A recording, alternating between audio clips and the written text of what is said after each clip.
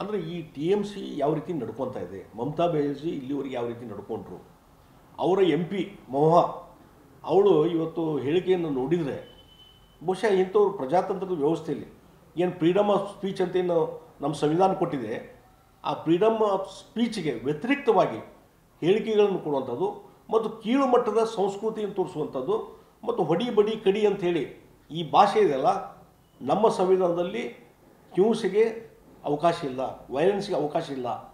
ಹೀಗಾಗಿ ಇವತ್ತು ಮಹಾತ್ಮ ಗಾಂಧಿಯವರು ನಾಡಿದರು, ಮಹಾತ್ಮ ಗಾಂಧೀಜಿಯವರು ನಮಗೇನು ಬೋಧನೆ ಮಾಡಿದರು, ಅಹಿಂಸಾತ್ಮಕ ಹೋರಾಟ, ಹಿಂಸೆಗೆ ಅವಕಾಶ ಇಲ್ಲ.